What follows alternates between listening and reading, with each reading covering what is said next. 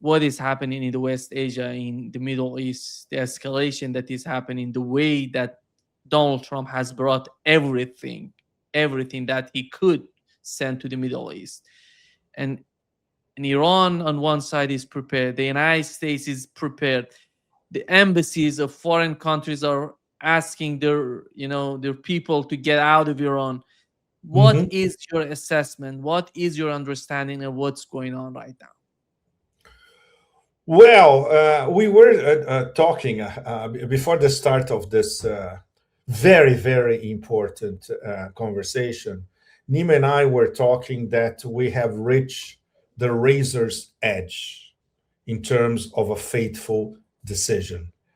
And the whole thing was brought by the President of the United States himself.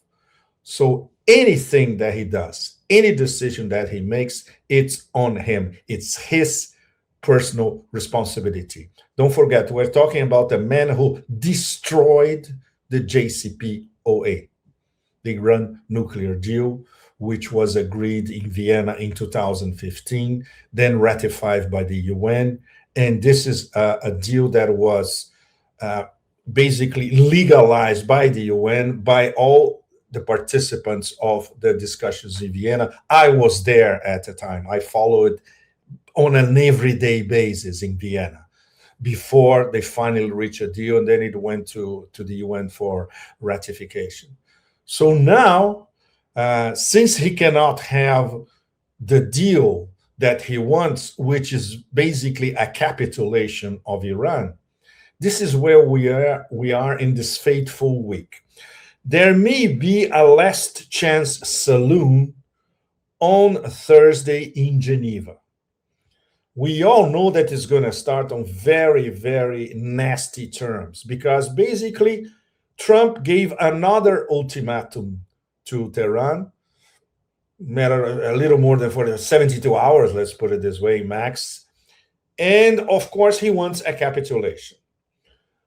The Iranian diplomats, with the Foreign Minister Arakshi right in the front line, they keep saying as politely as possible, we are open to an adult diplomatic discussion, and we may have some concessions regarding only the Iranian nuclear program, nothing to do with the ballistic missile program or the support to the axis of resistance. This was part of the triad, the diktats imposed by, of course, Israel and by Trump 2.0. So, whatever happens after this last chance saloon in Geneva, the decision, according to many of our close friends, independent analysts, echoes coming from the Beltway, from Washington, etc., is that the decision to attack Iran, we still don't know how, has already been made. So now we are in the how stage. This means how this massive armada, which, of course, as the bunch of cowards that they are not in the Persian Gulf. They are not in the Sea of Oman. They are very far away in the Arabian Sea. They are not very far from the Pakistani coast in the north. So, how this massive armada, etc., is going to be employed to do what? Is it going to be a sort of mini shock and all like against Iraq in 2003? Is it going to be a decapitation strike, which is a typical Israeli procedure? They're going to go after Ayatollah Khamenei and the political leadership of Iran, including members of the parliament of the Majlis and members of the IRGC commanding structure. So all the options are on the table. Whatever Neo Caligula, the undisputed tariff champion of the world, decides, he is between a rock and a hard place. If he decides not to attack, his donors, the people who gave him hundreds of millions of dollars for his re-election campaign, the international Zionist axis, which is not only the Beltway, New York, New Jersey, but the international financial Zionist axis all over the world, Atlanticist, and with tentacles all across Europe and in many parts of the world. They're going to go for him. And of course, don't forget, literally, practically all the nodes of the industrial military complex, they want this attack against Iran. This in terms of how Washington and the system works in the Beltway, Washington, Maryland, Virginia, and inside the industrial military complex. And that includes everybody, weapons makers, CIA, Pentagon, all sorts of that acronym of intel agencies, media, think tanks, academia, practically everybody.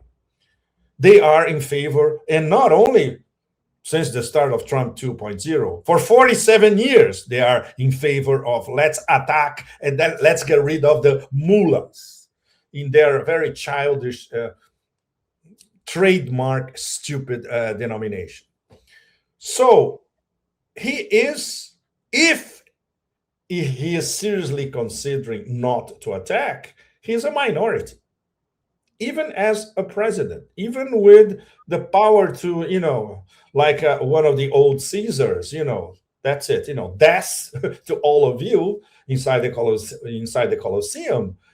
But he is constrained, restrained, and his margin of maneuver is practically zero.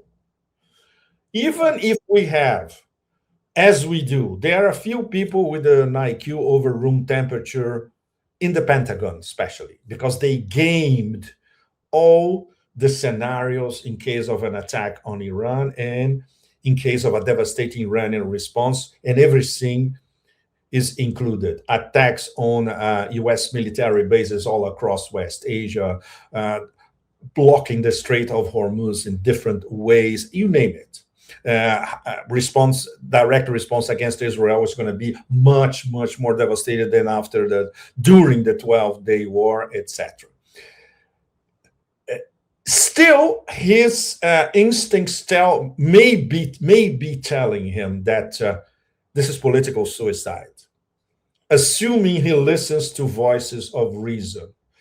We cannot count these voices of reason inside his inner circle. As you know, Nima, and our audience, most of you know, because they are a bunch of extremely mediocre functionaries. The absolute majority, mega Zionists, purveyors of fake news in terms of everything that happens in Iran. They never been to Iran. They don't know shit about Iran, not to mention Persian culture, Persian history, etc. So obviously, when you have this sycophantic echo chamber around you, you cannot make an informed decision. And if you compound all that, which is already a lot, with the fact that this guy does not read anything, he does not read not only intel reports, he doesn't read books, he doesn't read anything. He only sees Fox News, and the most effective sound bite is what registers in his brain for maybe 5 seconds until somebody whispers something stupid in his brain, and then there's another 5 seconds. That's it. He has the attention span of a 4-year-old, as magisterially described by our friend Jeffrey Sachs. So how can a character like that make an informed decision of a war that, if it is launched, even if it's a mini strike or a localized strike or whatever, carries the potential of setting fire to the whole of West Asia and beyond, across the global south? And, if there is a cherry on this incandescent volatile cake, he would be launching a war against 3 BRICS at the same time. Not only Iran, but Russia and China, linked to Iran by their own strategic partnerships. In the case of Russia and Iran, very serious, because it includes exchange of military hardware and software. And in the case of China, there are 20-year-long strategic partnership valued at least $450 billion, because for China, Iran is a matter of national security as one of China's top energy suppliers and a key actor in the new Silk Roads and in the east to west connectivity corridors across Eurasia, which and most of them go through Iran, including the new one that the Chinese are ready to invest on it. Because once again, everything that goes through Russia because of sanctions is blocked. Chinese companies, for instance, they cannot use the Trans-Siberian because of sanctions traveling through Russian territory.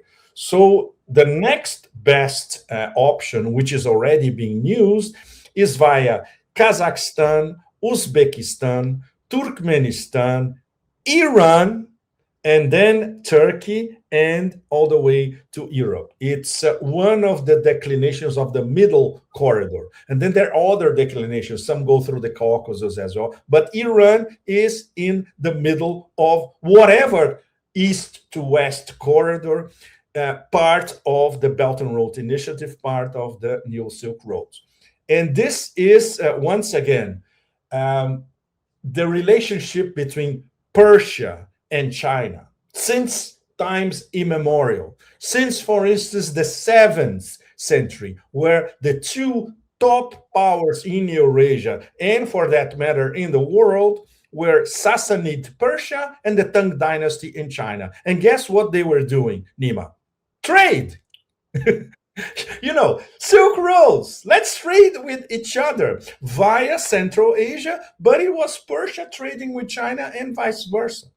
So, these links is not a matter of a mere strategic partnership signed a few years ago. No, this goes back in history.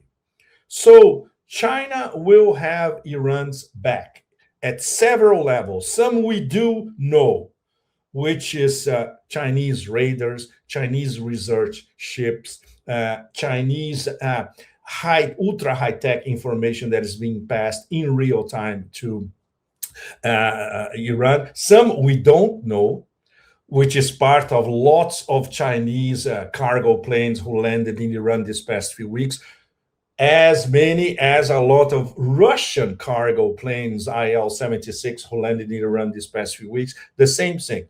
So diplomatically, of course, they are supported. In terms of BRICS, they are supported. In terms of regimenting the global south to understand that this is a war against three BRICS, and at the same time, a war against the global south as a whole. If Trump starts this war, this is the culmination of the new administration in the United States war, hybrid, otherwise, including hot, against the global south, against BRICS, in this case, against three BRICS, or even four BRICS, if we count India, because this is a war against the Russia, Iran, India connectivity corridor, not only against the Chinese New Silk Roads. So this is a war of the Americans and the Zionist International against four top BRICS, their connectivity corridors, and the integration of Eurasia as a whole. And this is something that anybody in the global south, you can be in the Argentinian Pampa, or you can be in the Sahel, or you can be in the middle of Sulawesi in Indonesia. Anybody can understand. This is a war against us, the global south. Obviously, the megalomaniac in the White House, he cannot think along these terms. He doesn't even know what BRICS means or what global south means. He only cares about his megalomaniac dreams of receiving Nobel Prize, winning the midterms. Well, it's very simple. If he does that, he already lost the midterms. And he's going to be reduced to the role of a lame tariffed duck starting the end of this year.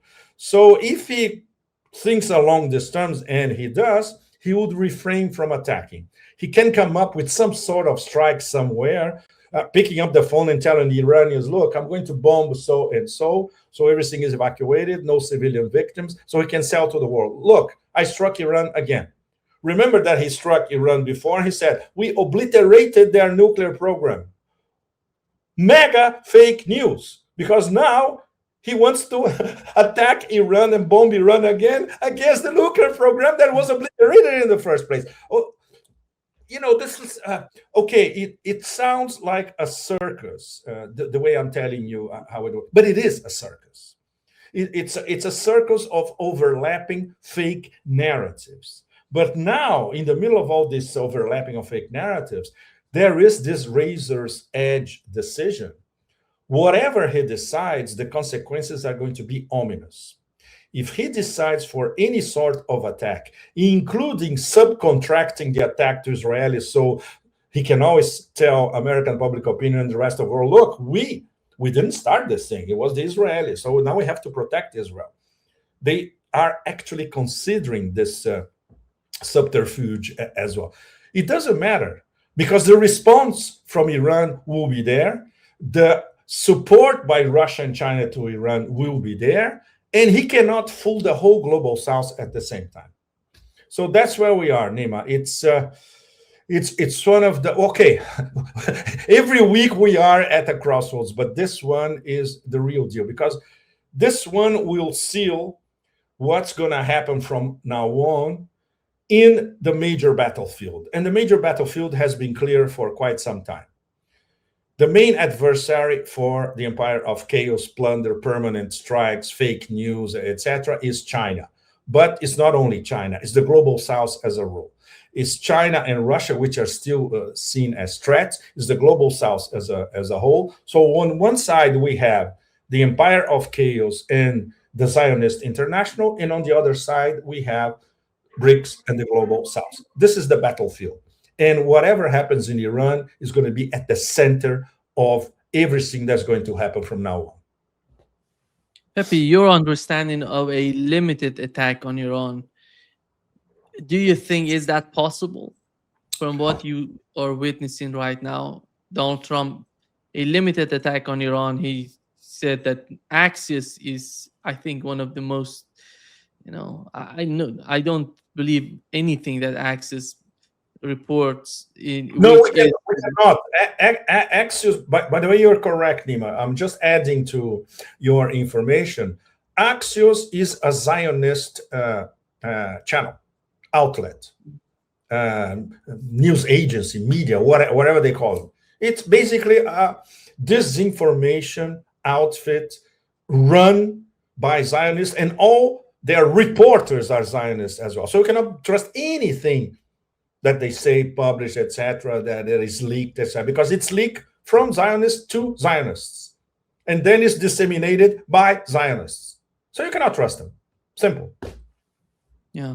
The question is, how does a limited war help the Trump and the Trump administration and Donald Trump himself in order to achieve? I don't know anybody. Do you understand what are the objectives of Donald Trump right now?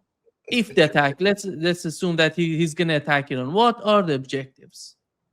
I think it's so important to ask ourselves, what are the objectives of the United States attacking Iran? He doesn't have objectives, Nima. The objectives are the Zionist objectives. And there's only one Zionist objective vis-a-vis Iran. Smash Iran as a regional power in West Asia, period. There's nothing else. If you look at what's coming from Tel Aviv, from Israeli politicians, from absolutely ghastly characters like Huckabee, which is now saying what hardcore Zionists have been saying all along. In fact, he let the cat out of the bag completely. Israel has the right to annex anything they want in West Asia. And this is a bloody American saying, a bloody American politician employed by the President of the United States, to whom he owes favors. It's the only good thing about all this is everything now is in the open.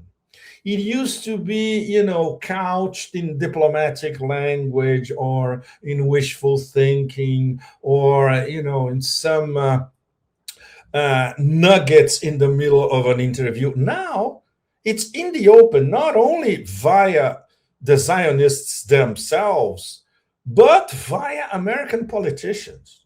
And practically everybody in in Capitol Hill in Washington. They think alongside the same lines. After all, most of them are bought and paid for by AIPAC. If you go there and you see how AIPAC works, well, I am one of I had the non-privilege to actually see that in front of me in Washington, D.C. years ago. Then you understand everything. So there are no, as you asked correctly, what does Trump himself plan to get out of it? Nothing.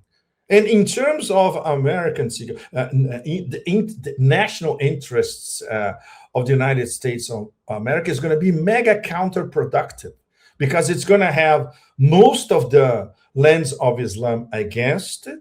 It's going to have a great deal of the Arab world, even those stooges posing as leaders across the Arab world, against it. And some of them already said, don't do anything because you're going to set the whole region on fire.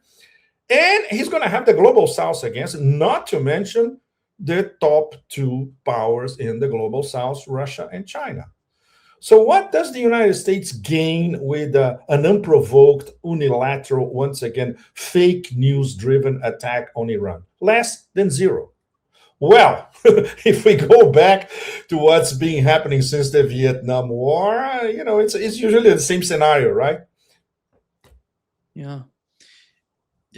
Pepe, Iranian foreign minister, he feels that he is in the process of negotiations with the United States. And he said recently in his latest interview, he said that as you've mentioned, the only case to be negotiated is the nuclear program of Iran. Iran is not going to negotiate considering the Iranian ballistic missiles. They're not going to negotiate considering the support for the axis of resistance.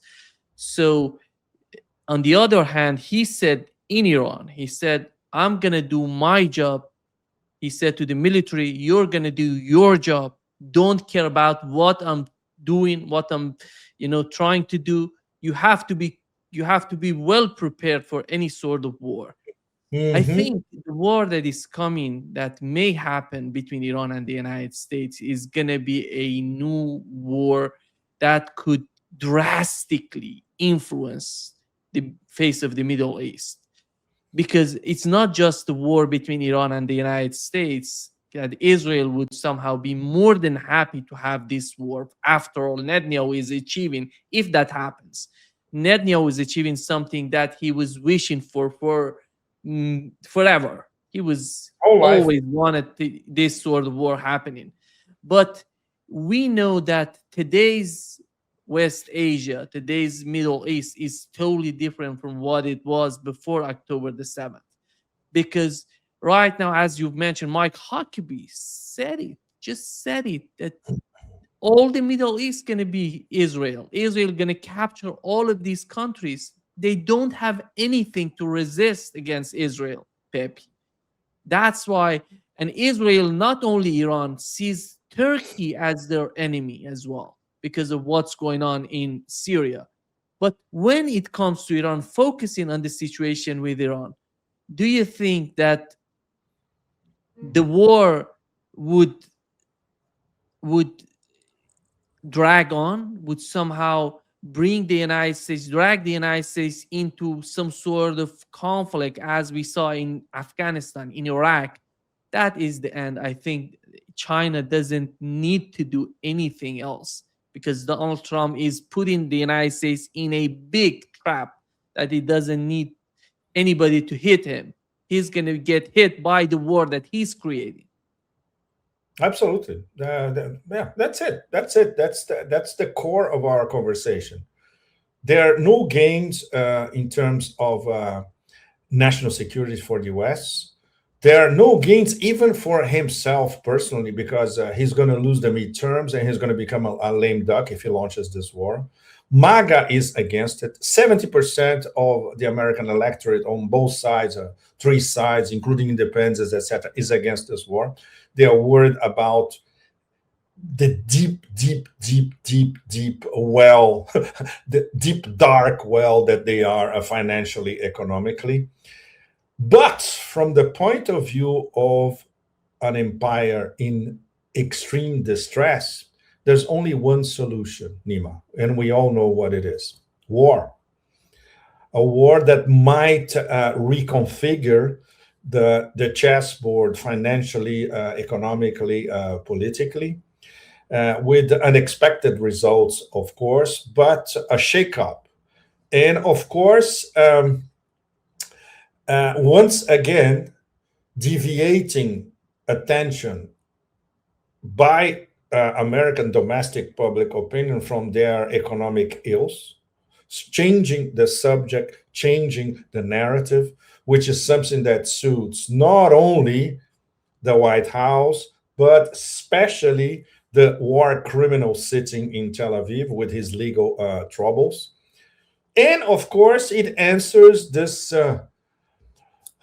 I would say, God given right given by that stupid book that they adore for Zionists everywhere, that they have the right to do what they want in West Asia, conquer everybody and kill everybody, because everybody, after all, is Amalek. They are the only ones entitled to rule over mankind, if possible. They cannot rule on Latin America, on Africa, on Southeast Asia, on China, on India, but they can rule the West, which to a certain extent they already do. So it's pathetic. It's pathetic. I don't waste my time anymore in philosophical debate about Zionism. It's a waste. Everybody knows what they are after.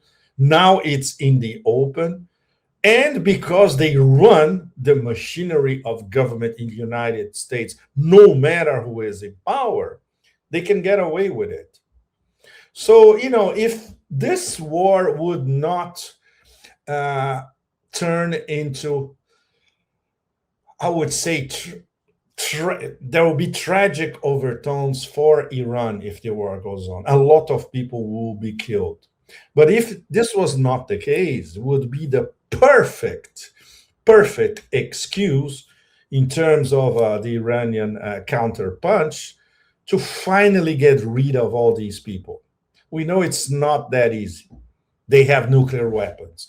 And obviously, because they are cowards, if they see that they are going down, they will release their invisible nuclear weapons, which are never discussed by even people in the middle of the Sahara Desert knows that Israel is a nuclear power, but you cannot obviously touch the subject, of course, total taboo. So the problem is that in terms, once again, of human suffering for Iran and for people all across West Asia, this is going to be unbearable. But it might be the price to pay to inflict a definitive lesson on the Zionists. Once again, Anima, being realistic, we all know it's not that easy. But it could be the preamble for something much, much bigger later on, of course. And they need a correction, and a correction by history. Not only the horrible karma that they have accumulated, especially these past 2.5 years or so, by committing a genocide and getting away with it. In terms of bad karma, in historical terms, it's up there with some of the worst excesses that we've seen across history. So they need a correction. Maybe it's not going to come now, but now could be the preamble for a much larger correction later on. And we know it's not going to come from those pathetic Arab nations run by, gangsters like MBZ in the United Arab Emirates. It's not going to come from these people. It will have to come from Iran, and it will have to come from the axis of resistance as a whole. Even now, they are debilitated, they are challenged, they are still recovering, but they can still pack a punch. And if this war happens in the next few days, we will have maybe a sample of how strong is their punch at the moment, and it will get much stronger in time. But any scenario, I'm sorry, Nima. I get very depressed with the big picture of Iran, and why no? How we got to this so quickly? With just a little more than a year with this new American administration. Of course, in the beginning, we could suspect that this would happen, but only after a while, maybe perhaps nearing the end of his term. No, it's happening right at the beginning. Right at the beginning. We still have 3 more years of this system ruling the United States. And even if it's a lame duck system, it's still going to be very, very dangerous for the last 2 years. So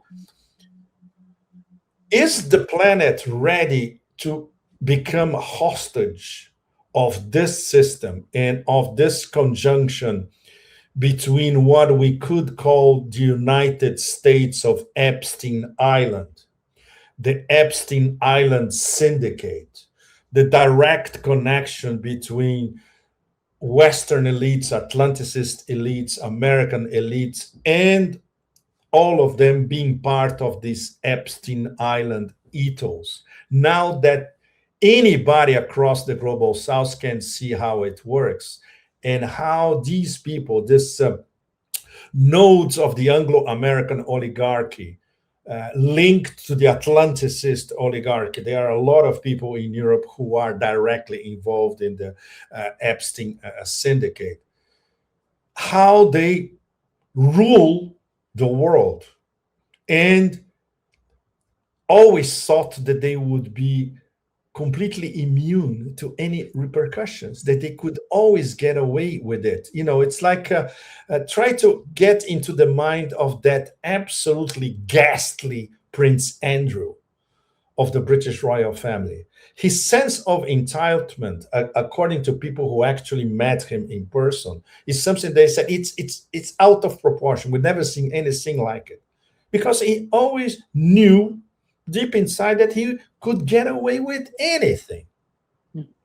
So finally, now we have a little bit of poetic justice, or a little bit of a karma intervening. So we could expand that on a global level, and maybe the Zionist International, they will meet their karma sooner rather than later. We can only hope, of course. But when you look at the reality, it's terrifying.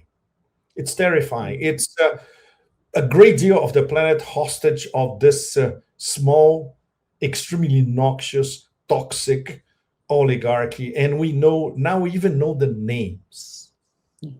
And still nothing happens.